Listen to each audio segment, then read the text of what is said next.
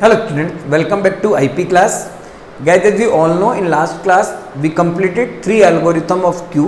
Now in today module or in today class we start next algorithm of Q, that is NQ algorithm, and then we start DQ algorithm of Q. बच्चों आप सभी को पता है हमने जो last class शुरू की थी उस लास्ट क्लास के अंदर हमने हमारे चैप्टर नंबर 4 जिसका नाम स्टैक एंड क्यू था, स्टैक एंड क्यू में से हमने क्यू ऑपरेशन जो होते हैं 3 पीक इज फुल और इज एम्प्टी उनके एल्गोरिथम को डिस्कस कर लिया था और क्यू के हमारे 2 ऑपरेशन जो थे जिसका नाम एन क्यू और डी क्यू था उसके एल्गोरिथम यहाँ पे हमारे पास बच रही थी। तो आज हम एन क्यू और डी क्यू के एल्गोरिथम को कंप्लीट करते हैं और इसी के साथ आज की क्लास के बाद हमारा चैप्टर नंबर 4 भी कंप्लीट हो जाएगा। चैप्टर नंबर 4 जैसे ही कंप्लीट हो जाएगा तो फिर हमारा डेटा स्ट्रक्चर का एक चैप्टर और बच रहा है यूनिट फर्स्ट का जिसका नाम लिंक लिस्ट है, तो हम लिंक लिस्ट को पढ़ना शुरू कर देंगे। क्लियर है गाइस? तो देखिए एनक्यू और डीक्यू के ऊपर समझते हैं। आप सभी को पता है स्टैक होती है जिसके 2 गेट होते हैं, एक होता है रियर और एक होता है फ्रंट।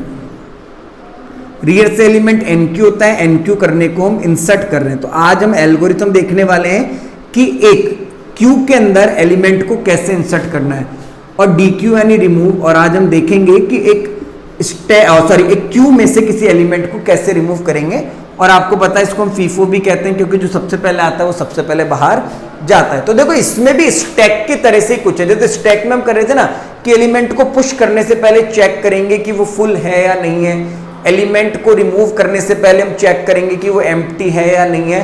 तो वैसा का वैसा सिमिलर आपको यहाँ पे भी करना है। जब आप क्यू में एलिमेंट को इंसर्ट करोगे तो आप चेक करो कि यार क्यू में जगह है भी या नहीं है। अगर उसमें जगह नहीं है तो आप किसी भी एलिमेंट को इंसर्ट नहीं कर पाओगे। और डी क्यू करने से पहले भी आपको चेक करना है कि आप ये चेक करो कि क्यू में कोई एलिमेंट है भी या नहीं है, या आप उसे डायरेक्टली वहां से रिमूव कर दोगे। क्लियर है? तो यहाँ पे बात हो रही है एल्गोरिथम ऑफ एनक्यू की। एल्गोरिथम ऑफ एनक्यू को शुरू करते हैं। देखिए बिगन प्रोसीजर एनक्यू डेटा, ये क्यू है, ये इसका रियर है, ये इसका फ्रंट है। आपको इसके अंदर डेटा इंसर्ट करना है। सपोज लेट अज्यूम यहाँ पे 8 2 5 7 3 और 6 ऑलरेडी है। तो सबसे पहले चेक कीजिए if queue is full, yes Q is full, return overflow. क्या मैसेज हो जाएगा? रिटर्न ओवरफ्लो, कि आपकी जो क्यू है वो फुल है और हम इसमें कोई भी एलिमेंट इंसर्ट नहीं कर सकते। दूसरा एक और ले लेते हैं केस। यहां पे क्यू है, क्यू में 8 है, 2 और 7 है। चेक करेगा if queue is full, not, no queue is full. यहां पे क्यू आपकी फुल नहीं है, आपके पास स्पेस है। स्पेस है तो क्या करना है, जो रियर है उसको +1 करना है। अभी हम यहां हैं, इसको +1 करके हम यहां आ जाएंगे।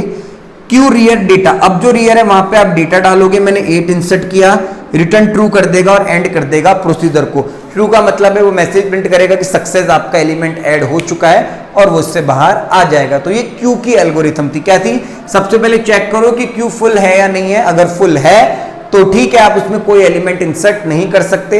अगर क्यू फुल नहीं है तो आप उसके अंदर एलिमेंट इंसर्ट कीजिए, रियर को +1 कीजिए और वहां पे एलिमेंट को आप इंसर्ट कर दीजिए और रिटर्न कर दीजिए ट्रू, सक्सेस। क्लियर है? तो ये किसकी एल्गोरिथम थी? ये आपके क्यू की एल्गोरिथम थी। किसकी एल्गोरिथम थी बेटा? क्यू की एल्गोरिथम थी। क्लियर है? अब देखते हैं डीक्यू की एल्गोरिथम।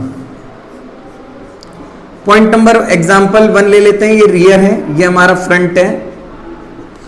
एक क्यू और बना लेते हैं जिसमें एलिमेंट यहाँ पे 3 है, यहाँ पे 4 है, यहाँ पे 5 है, यहाँ पे 0 है। ये रियर और ये फ्रंट है। बिगिन प्रोसीजर डीक्यू, डीक्यू को शुरू कीजिए, यानी किसी एलिमेंट को रिमूव करने की बात हो रही है। If queue is empty return underflow. यहाँ पे क्या है? यहाँ पे क्यू आपकी एम्प्टी है, क्यू के अंदर कोई भी एलिमेंट नहीं। अरे जब क्यू के अंदर कोई एलिमेंट ही नहीं है तो आप रिमूव किसको करोगे? तो ये क्या रिटर्न कर देगा? अंडरफ्लो, यानी there is no element in a queue. Clear है? दोबारा begin procedure dequeue, if queue is empty, यहां पे चेक करो queue is empty, no queue is not empty, queue के अंदर एलिमेंट है। Data equals to queue front, queue के front में जो रखा है वो उठा लो। 3 हम बाहर ले आए। फ्रंट +1, अभी जो फ्रंट है ये +1 हो जाएगा। 4 यहां आ जाएगा, 5 यहां आ जाएगा और 0 यहां पे आ जाएगा। +1 हो जाएंगे, रिटर्न कर देगा ट्रू को और एंड प्रोसीजर हो जाएगा। तो क्यू में से अगर एलिमेंट को रिमूव करना है तो इज एम्प्टी कीजिए। इज एम्प्टी करने के बाद चेक कीजिए कि उसमें एलिमेंट है भी या नहीं है। नहीं है तो फिर आप किसी को भी रिमूव नहीं कर सकते। अगर एलिमेंट है तो आप उसे रिमूव कीजिए, देन आप अपने फ्रंट को +1 करके एक स्टेप आगे मूव कीजिए। तो इसी के साथ, इन एल्गोरिथम के साथ चैप्टर नंबर 4 ओपन हो चुका है। देखो चैप्टर नंबर 4 में सबसे पहले डिस्कस किया था नोटेशंस। नोटेशंस क्या होते हैं? नोटेशंस का मतलब होता है आप किसी एक्सप्रेशन को लिख रहे हो तो एक्सप्रेशन को लिखने का तरीका नोटेशन होता है। 3 तरीके होते हैं, इनफिक्स, पोस्टफिक्स और आपका प्रीफिक्स। क्लियर है? स्टैक एक लीनियर डेटा स्ट्रक्चर था जिसमें एक के ऊपर एक एलिमेंट रखे थे। एलिमेंट को इंसर्ट करने का और रिमूव करने का एक ही एंड था, टॉप एंड जिसे हम कहते हैं। ये लीफो भी था, जो सबसे लास्ट में इंसर्ट होता था वो सबसे पहले बाहर आता था स्टैक में से। 4 ऑपरेशन होते हैं, push, pop, peak, is full और इज एम्प्टी। 5 की हमने एल्गोरिथम डिस्कस की थी। क्यू भी एक लीनियर डेटा स्ट्रक्चर है, बट इसके 2 एंड होते हैं, एक रियर होता है एक फ्रंट होता है। एलिमेंट इंसर्ट होता है रियर एंड से और रिमूव होता है फ्रंट एंड से। क्लियर है? इसे हम फीफो भी कहते हैं। इसमें जो सबसे पहले आता है वो सबसे पहले बाहर जाता है। क्लियर है? एल्गोरिथम की बात करें तो 5 ऑपरेशन थे, enqueue, dequeue, is full, is empty. Queue के अंदर 5 की हमने एल्गोरिथम डिस्कस की थी। तो इसी के साथ हमने हमारा चैप्टर पूरा कंप्लीट कर लिया था, जो चैप्टर नंबर 4 था। इससे पहले chapter number 1 data structure, second array और थर्ड आपका सॉर्टिंग था। अब नेक्स्ट क्लास में चैप्टर नंबर 5 शुरू करेंगे जिसका नाम लिंक लिस्ट होगा। और लिंक लिस्ट ज्यादा बड़ा चैप्टर नहीं है, मैक्सिमम 2 क्लासेस के अंदर वो भी खत्म हो जाएगा और हमारी 1 यूनिट कंप्लीट हो चुकी होगी बोर्ड के according. Clear student? I hope कि आप सभी को चैप्टर नंबर 4 और अभी तक जो लास्ट तक हमने पढ़ा है वो सब समझ आया होगा। अगर आपको फिर भी कोई डाउट है तो आप मुझसे मैसेज करके, कॉल करके मुझसे पूछ सकते हैं। Okay students, thank you.